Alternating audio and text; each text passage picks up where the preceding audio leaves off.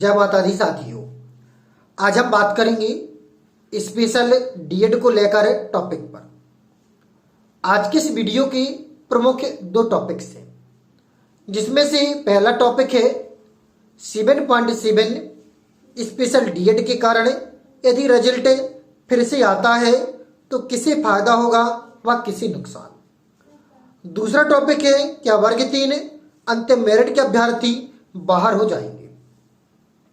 तो सबसे पहले बात करेंगे स्पेशल डीएड क्या है, यह त्रुटि क्यों हुई। तो दिव्यांग बच्चों के पठन पाठन हेतु जो डिग्री या डिप्लोमा होता है वह स्पेशल डीएड कहलाती है।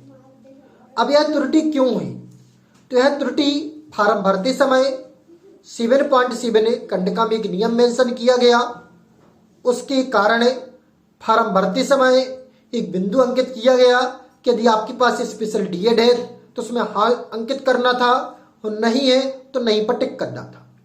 इस कारण से यह त्रुटि उत्पन्न हुई। अब जब फार्म भरे गए तो वैसे तो उसमें संशोधन की डेट दी गई, लंबे समय तक फार्म भरते रहे, इसके बाद एग्जाम कंप्लीट हो जाती है। एग्जाम कंप्लीट होने के बाद जो कभी नहीं हुआ वह इस भर्ती में होगा। परीक्षा के बाद पुनः लिंक ओपन की गई, क्योंकि 7.7 यानी स्पेशल डीएड के अभ्यर्थी जिनके पास डीएड था उन्होंने टिक नहीं किया था। वो कुछ अभ्यर्थी ऐसे थे कि जिनके पास स्पेशल डीएड नहीं था, गलती से टिक हो गया। उन्होंने कोर्ट की शरण ली और माननीय कोर्ट के माध्यम से आदेश पारित किया गया ईएसबी के लिए कि पुनः पोर्टल खोला जाए, जिसके कारण स्पेशल डीएड को जिनके पास डिग्री थी उसमें हाँ करना है और जिसके पास डिग्री नहीं थी उस पर नहीं करने के लिए लिंक ओपन हुई। एक बार त्रुटि सुधारने के लिए पर्याप्त अवसर दिया गया।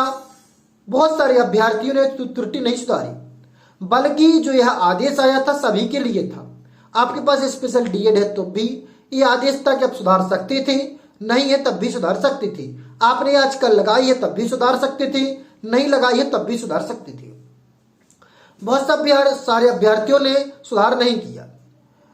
फिर इसके बाद पुनः माननीय कोर्ट की शरण में गए, पुनः आदेश आया, फिर से उसमें सुधार करने के लिए ऑप्शन दिया गया। फिर से 7 दिन का पर्याप्त समय दिया गया। फिर भी स्पेशल डीएड धारियों ने जिनके पास डिग्री थी सुधार नहीं किया और जिन्होंने गलती से टिक कर दिया था उन्होंने भी सुधार नहीं किया। इस कारण से यह स्थिति उत्पन्न हुई। अब हम बात करते हैं पहले पॉइंट पर, जो था स्पेशल डीएड के कारण यदि रिजल्ट फिर से आता है तो किसे फायदा होगा किसे नुकसान। तो देखें, फायदा उन अभ्यर्थियों को होगा जो बेटिंग में है। ऐसा नहीं है कि स्पेशल डीएड वालों को ही फायदा होगा, जो बेटिंग में हो उन्हें फायदा होगा। नुकसान उन्हें होगा जो गलती से जिन्होंने टिक कर दिया था और मेरिट में आ गए थे, वैसे भी वो वेरिफिकेशन में बाहर फेंक जाते। स्पेशल डीएड थी तो वो मांग कर रहे हैं कि आरसीआई नंबर अपलोड करने के लिए, तो उन्हें फायदा होगा।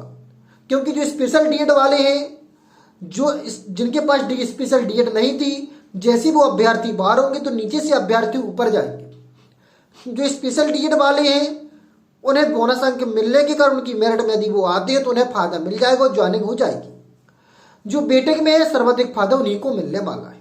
ऐसा नहीं कि सभी के सभी अभ्यर्थी स्पेशल डीएड वाले लिए जाएंगे, ऐसा बिल्कुल भी नहीं होगा। जो परसेंटाइल के दायरे में आएगा, जो अभ्यर्थी परसेंटाइल के दायरे में आएगा उन्हीं को फायदा मिलेगा।